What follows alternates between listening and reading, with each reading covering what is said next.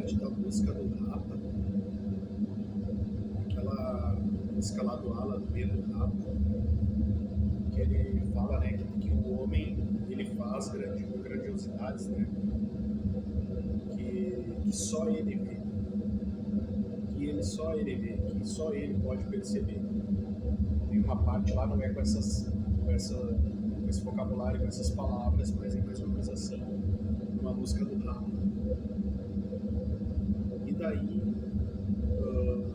vendo hoje como que está se estruturando as coisas, né?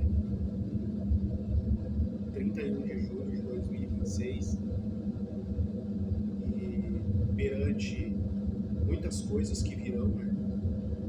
Esse ano é um ano de muita incerteza, e o ano que virá também, 2027. A única coisa boa é que vai ter o número 7, né?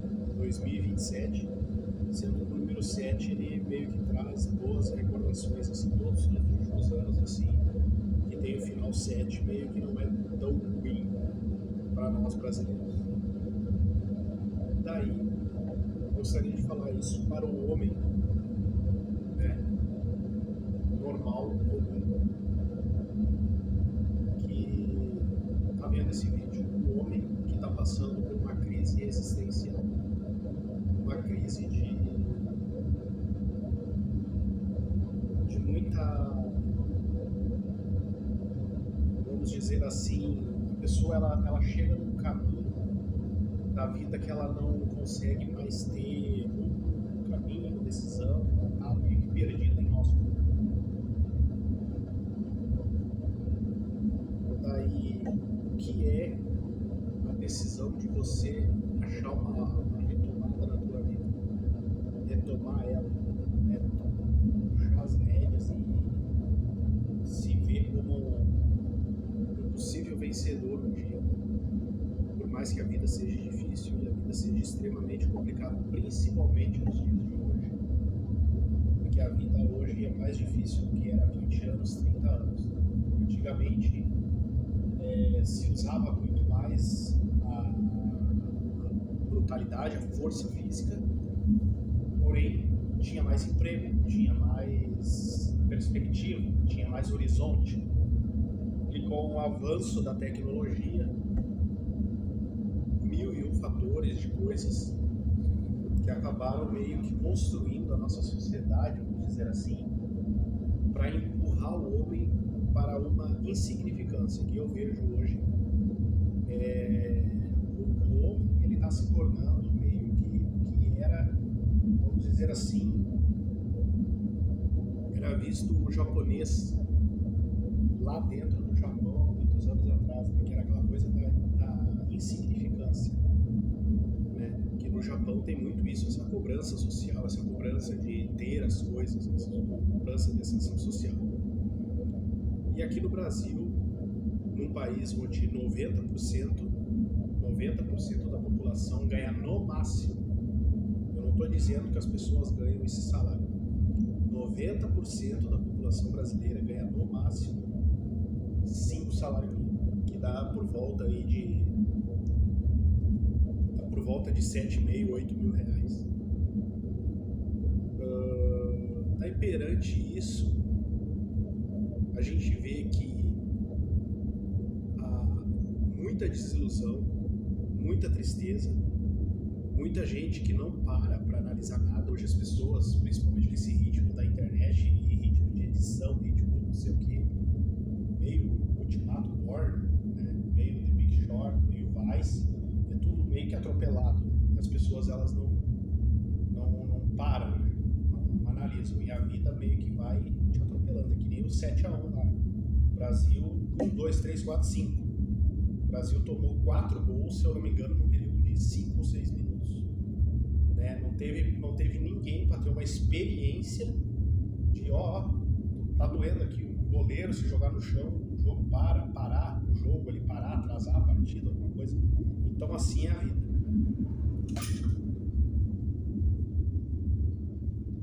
Então, realmente, cada vez mais o mundo vai ficando cada vez mais complicado, mais excêntrico,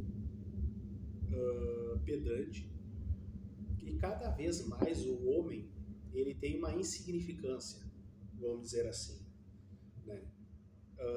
No mundo onde a normalidade ela já não é mais pregada, né? Mas eu queria falar isso aqui, a metamorfose do Kafka, tá? O Velho e o Mar do Hemingway vai meio que destoar, mas tá aqui, ó, o Clube da Luta do Chuck Palahniuk. Clube da Luta, a metamorfose do Kafka e o Velho e o Mar. O cara que escreveu o Clube da Luta, quando ele fala do Tyler Durden, né, o personagem do Tyler, aqui ó, o personagem, né, do Tyler, ele diz inclusive, tem um cara que ele queria sair na porrada. Esse cara é o Ernest Hemingway, que vamos ver a foto dele aqui numa pescaria, ó, do Hemingway, Hemingway, aqui ó, Ernest Hemingway, que é um cara que tinha muita frustração e tal. Aqui não tem foto do Kafka.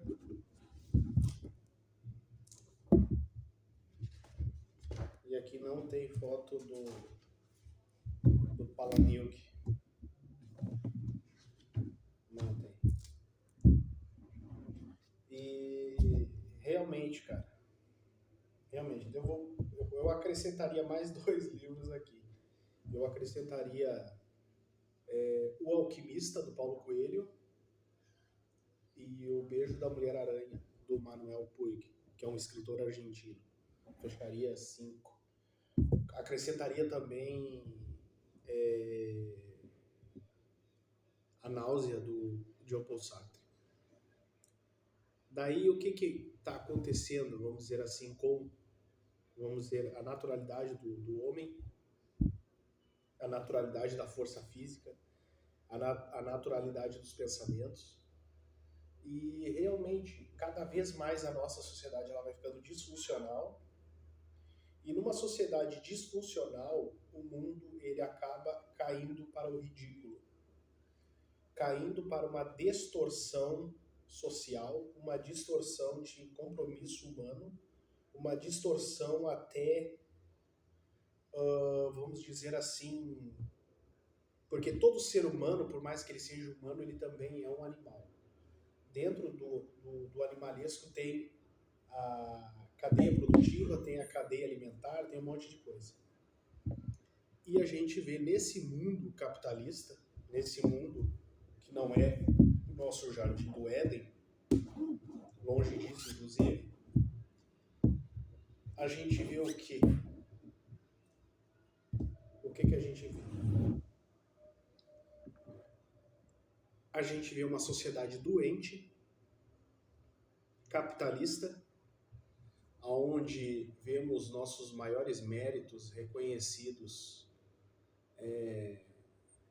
quando a gente conquista alguma coisa, ou quando a gente, por volta de conquistar alguma coisa e passa por um sofrimento enorme para conquistar, meio que isso pode custar a nossa sanidade mental, a nossa sanidade física e pode nos destruir para conquistar alguma coisa. Então, essa é a vida. Essa é a vida. Mas, em 2026, eu digo assim que a gente está passando por muita distorção.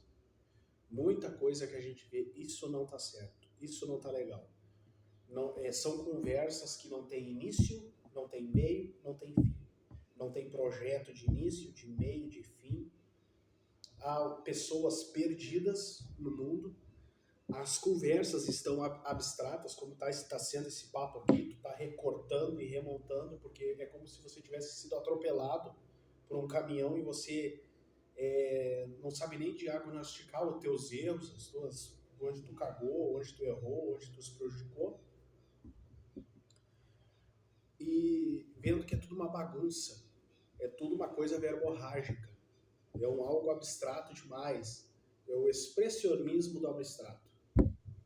É como se a vida fosse uma pintura lá do Picasso, assim, uma pintura, ou não é nem isso, até porque o Picasso tem forma, tem mesmo na ceramista, no ceramismo, na parte de tinta, na parte de pintura, mas eu diria mesmo Klein, Pollock, Motherwell, essas coisas.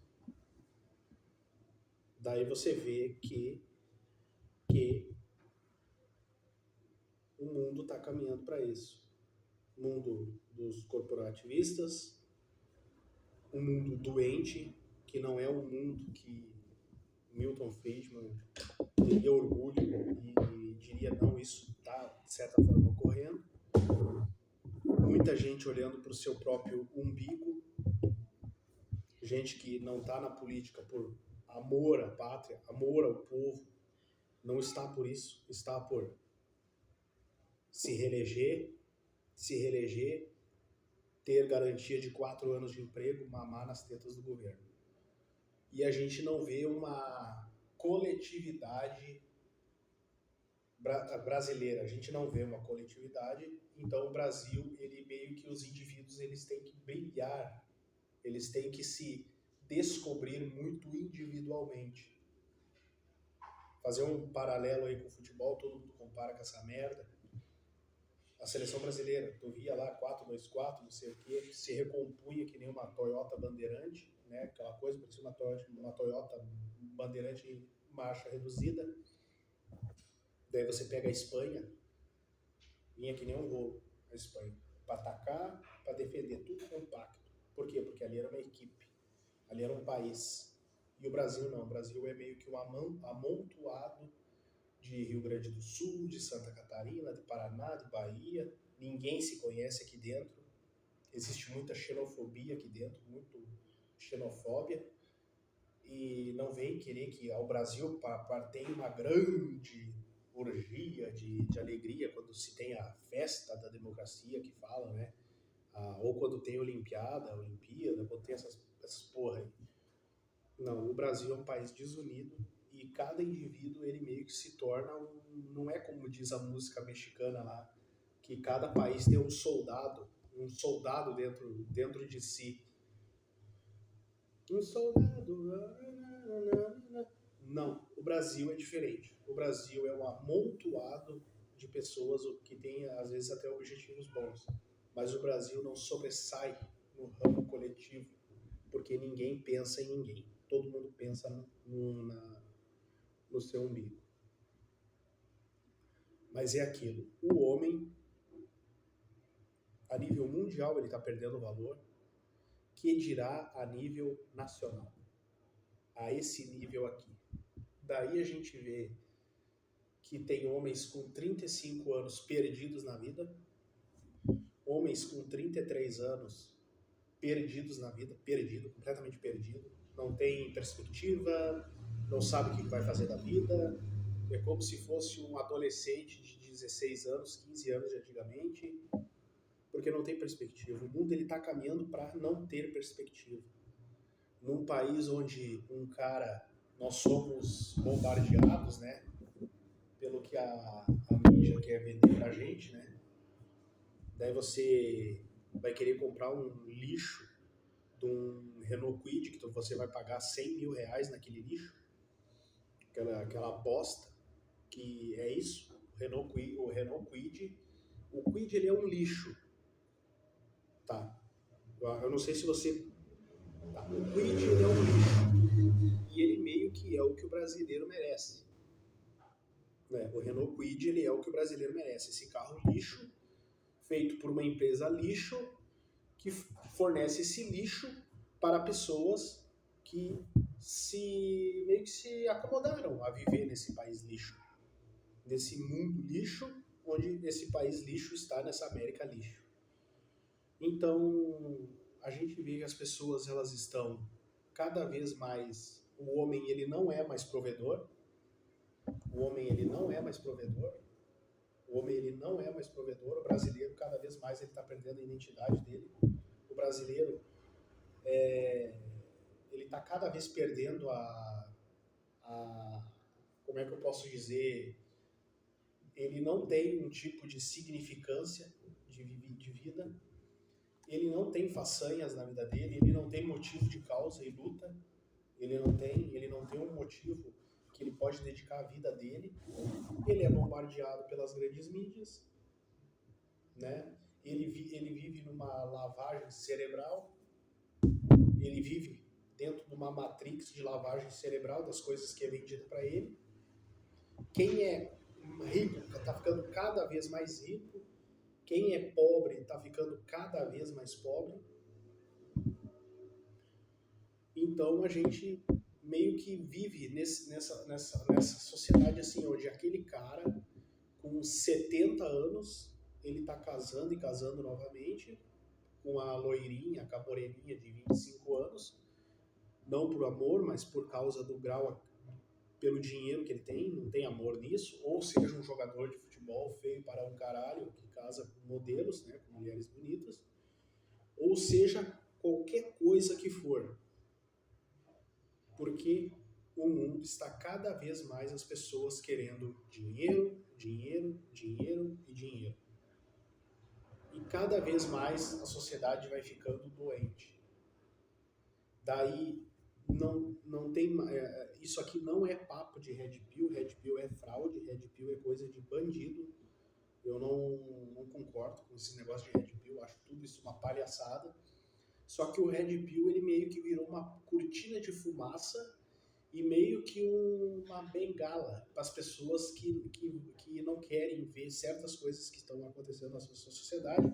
Eles ficam inventando assim, poxa vida, esse assunto é dessas pessoas aí doente mental, que acreditam em teoria da conspiração, lavagem cerebral, essa coisa aqui, esse papo de louco, esse papo de gente do CAPS, não sei o quê.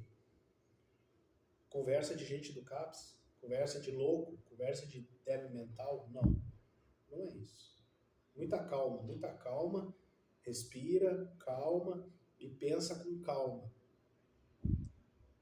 Tenha razão e menos, não tenha emoção, tenha muita razão na tua conversa. Razão e tire toda essa emoção, toda essa coisa. Nunca se viu tanto, tá? Mulheres com mais de 30 anos, entre 30 e 35, extremamente tristes. Extremamente tristes. Por quê? Porque dizem que acabou.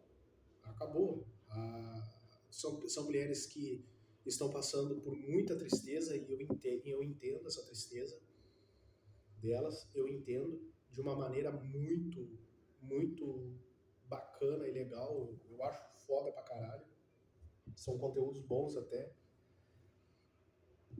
mas a sociedade, na minha opinião, destruiu o homem. A sociedade, ela meio que destruiu o homem em grande escala. E isso aqui não é papo, até porque eu sou de esquerda, tá? Eu sou uma pessoa de esquerda. Mas uma coisa é você ser de esquerda e você ignorar Milton Friedman, você ignorar Adam Smith, é você ignorar grandes personalidades, sei lá, Dick Cheney, que teve algumas coisas. Dick Cheney, quando ele foi muito preciso, foi muito quando teve aquela questão lá dos ataques e tal em 2001, a grande mente de proteção americana e fazer os Estados Unidos se impor como aquela máquina mundial, como a capital do mundo, como não, nós fomos atacados, mas nós vamos revidar. Dick Cheney, ele era vice-presidente dos Estados Unidos e ele impôs aquela força, uma coisa que é dado crédito ao George W. Bush, mas não é. É o Dick Cheney que teve essa imposição, essa força. Então, é meio que isso. Entende? A gente está passando por um momento de crise de identidade, crise de pensamento, abstração de pensamentos, abstração de não saber concatenar ideias. Se você for ver hoje filósofos, né? Eu parto da ideia que que o mundo não tem mais filósofos. Os filósofos já morreram. As pessoas elas estão apenas replicando estão apenas estão retuitando, estão falando novamente, estão requentando marmita, requentando a comida de pessoas. Sei lá, você pode pegar um filósofo alemão, uma coisa de 150 anos atrás. Não, 80 anos atrás. Daí ainda vai ter uma filosofia, vamos dizer assim, né? Filosofia mesmo. Hoje não se tem filósofos, se tem pessoas que meio que vão, tanto que não se tem teses, né? Não se tem grandes teses de doutorado, não se tem grandes teses de qualquer formação. Você pode pegar as melhores faculdades do planeta Terra inteiro. Não se tem nenhuma tese, não se tem nenhuma algo grandioso, uma grande metáfora, algum estralo de pensamento, reflexão sobre alguma coisa que você olhou, que você admirou, que você olhou e disse, poxa vida, esse pensamento aqui realmente. Por quê? Porque os filósofos de hoje em dia, e seja qualquer um que for, na verdade não são filósofos, são professores de filosofia. Não existe mais filósofo vivo. Os últimos já morreram, né? Então, meio que se tem um amontoado. É meio que o filme Matrix, assim. É meio que uma espécie de um cara, ele foi sugando tudo que ele tinha para sugar. Philip K. Dick, Platão, metáfora lá da teoria da caverna, não sei o que, blá, blá, blá, blá, blá, blá, filmes de Kung Fu. Montuou, uniu e compactou aquilo ali. Teve uma argamassa aglutinadora que meio que deu fusão naquilo ali deu liga. E assim vale para Yoel Noah Harari, com aquele Sapiens, né?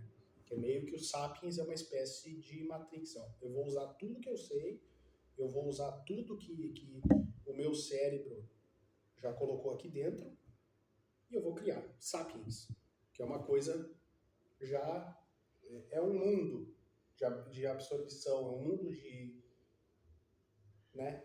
Não é uma coisa nova. É meio que um monte de comida gostosa, um monte de comida, um monte de alimentação, que unida foi colocada e foi servido um grande banquete chamado Sapiens, do Yuval Noah Harari. Então é meio que isso. Daí você vai dizer assim, poxa vida, está sendo verborrágico, verborrágico, verborrágico, verborrágico.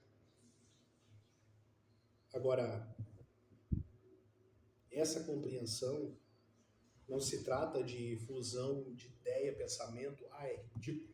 Não, não é ridículo. Não é. Ah, tá hilariante. Tá com pensamentos hilariantes, pensamentos confusos. Não tem fusão de ideia, início, meio, fim. Está com pensamento meio de Dilma Rousseff. Quando a Dilma, lembra quando a Dilma Rousseff ela falava? A Dilma Rousseff ela falava assim, ela falava.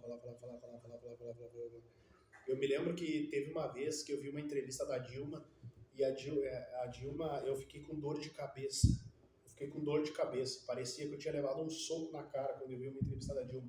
Que a Dilma Rousseff, a ex-presidente Dilma Rousseff, eu não sei se você lembra dela, você que é mais jovem. O Brasil teve uma presidente, há uns anos atrás, chamada Dilma Rousseff. E ela foi deposta, tiraram o mandato dela e, na verdade, foi um golpe, na grande realidade, porque ela não cometeu nenhum crime. Tanto que ela não perdeu os direitos, ela voltou candidata a senadora eu não lembro qual foi o estado, acho que Minas. Ela foi candidata pelo Senado em 2018 mesmo. 18 mesmo. Ela cai em 16 e concorre em 18. E a Dilma, ela falava toda a vida. E daí você. E não é que ela falava coisas erradas ou coisas idiotas, né? Mas meio que ela misturava aquilo, ficava um negócio assim que tu ficava, o que tá acontecendo aqui? O que tá acontecendo? Não tinha fusão de pensamento, ideia, início, meio, conclusão, prólogo, nada. Nada. Entendeu? Então é isso. É pensamento, é logística, é idealização. E agora, vamos falar sobre o quê? Vamos falar sobre inveja. Vamos falar sobre inveja, vamos falar sobre o quê? Hã? Qual é o novo pensamento? Qual é o novo assunto? Quando você vai entrar numa sala de aula, você vai ensinar o quê? Ó, meus alunos, eu vou ensinar tal coisa para vocês. Eu vou... Vamos estudar sobre Descartes hoje. Sobre Descartes. Não é o cara lá do Blade Runner. É o Descartes, filósofo, pensador. A gente vai falar sobre ele. Se ele vivesse hoje, o que ele ia pensar? Platão, Sócrates, sendo que ele não viu uma televisão, ele não viu esse aparelho que está me filmando. Ele não viu isso. Ele não viu. Você pega o maior filósofo grego, o maior cara, o maior pensador, ele não viu uma televisão de tubo, uma televisão dos anos 40, uma televisão dos anos 30, ele não viu. Ele não viu o cinema lá em 1890 nascendo. Ele não viu, ele não teve contato. Ele não teve contato com o Fritz Lang, ele não sabe o que é, ele não sabe, ele não viu o Homem à Lua, ele não viu. Então é meio que, eu não sei se você concorda com esse pensamento. As coisas vão acontecendo, vão passando, as pessoas vão perdendo a identidade, as pessoas vão perdendo o motivo de viver, as pessoas vão perdendo o motivo de causa, a razão, circunstância, por que ela está viva, por que ela levanta cedo, por que ela luta por alguma coisa, por que ela coloca um filho no mundo, por que ela tem um emprego, por que ela tem um patrão, por que ela tem um pai, por que ela tem uma mãe, por que ela tem uma vida social, por que ela tem que pagar imposto, por que ela tem que dobrar o joelho dela e orar, por que ela tem que agradecer a um Deus, por que ela tem que ser escrava de uma religião, por que ela tem que comer, por que ela tem que cagar, por que ela tem que administrar dinheiro, por que ela tem que viver, ela tem que manter um corpo que foi dado a ela e ela tem que comer, ela tem que ficar de pé, ela tem que colocar ideias para fora, ela tem que manifestar a força dela em trabalho, em emprego, ela tem que o pensamento dela vai ter que ficar trancado numa trinca, numa trivela, numa travela, num algo, numa macega lá, como se fosse algo escuro, confuso, não vai ter compactação, tá fechado lá teu pensamento. Você não vai manifestar as tuas ideias. As tuas ideias, elas são loucas. As tuas ideias são de louco. Então você não vai manifestar elas, porque elas não são manifestas, elas são ridículas perante aos olhos do homem. Quando você critica, quando você meio que se questiona por que o ser humano existe, por que ele caga, por que ele mija, por que o ser humano vive até 100 anos de idade. Por que o ser humano ele vive 100 anos de idade, ele troteia aqui em cima da terra, ele caminha, se rasteja, anda em cima da terra, e ele faz emprego, tem emprego, pega emprego, vai à igreja, paga imposto, ora, diz que teve um contato divino com uma força superior que o julga especial, né? Num mundo que tem 8 bilhões de pessoas. Num mundo que tem 8 bilhões de pessoas e que vai ter aí 10 bilhões de pessoas futuramente. Mas você não, você é especial. Deus fala com você. São 8 bilhões de pessoas no mundo, mas Deus, ele é especial com você. Ele te vê ungido perante ele. Daí, você está lá num jogo de futebol, você é o camisa 10 daquela seleção, daquele time, daquela equipe, ou você é um goleiro que está defendendo bolas lá no gol. Daí, você faz uma defesa espetacular. Salvou o teu time ganhou aquele título. Ou você é o cara que fez aquele golaço lá e você agradece a Deus. Não é nada de mim, é tudo dele. É de Deus, é da religião, é Deus. Deus não tem coisas mais importantes para para prestar atenção. Deus, ele não, até onde eu sei, ele não come, ele não dorme, ele não tira férias, ele gasta um tempinho dele vendo um futebolzinho. Eu vou ver o futebol lá do meu adorador lá, que ele bate uma bolinha lá, ele faz muitos gols e quando ele faz gols ele me agradece. Mas daí tem um monte de criança negra lá da Unicef que passa, tipo aquelas crianças que passam fome lá na África, e os caras criam uma ração, tipo uma manteiguinha humana, é tipo como se fosse uma manteiga, só que mais rígida, e daí é tipo uma vitamina, é como se o ser humano fosse condenado a comer uma ração. Mas daí eu vou servir aquilo ali para ele. Eu tenho coisas mais importantes para mim viver, né? Para mim ver o meu tenista favorito lá em Roland Garros, o, lá em, sei lá, na Austrália, algum torneio de setembro, algum torneio de outubro, na Austrália, alguma coisa assim, tem uma tenista famosa, alguma coisa assim, algum boxeador como George Foreman, sabe, que ganha uma batalha, uma luta de 12 rounds, uma luta de 10 rounds lá, que ele apanhou que nem um animal e nocauteou no 10º round, mas não, ele dobra, ele tem 46 anos de idade, ele se tornou campeão dos pesos pesados em Las Vegas com 46 anos contra o Michael Moore, e ele me agradeceu, ele dobrou o joelho e ele orou, por quê? Porque ele é especial. Então a minha pergunta é, todo ser humano ele é especial? O ser humano ele se julga que ele está lá no Jardim do Éden, ele tem aquela visão onde Deus via Eva, via Adão, via a serpente, né, humanoide. Então é isso. Você se julga especial? Você acha que é especial perante o Criador? Eu acho que não. Nós não somos especiais.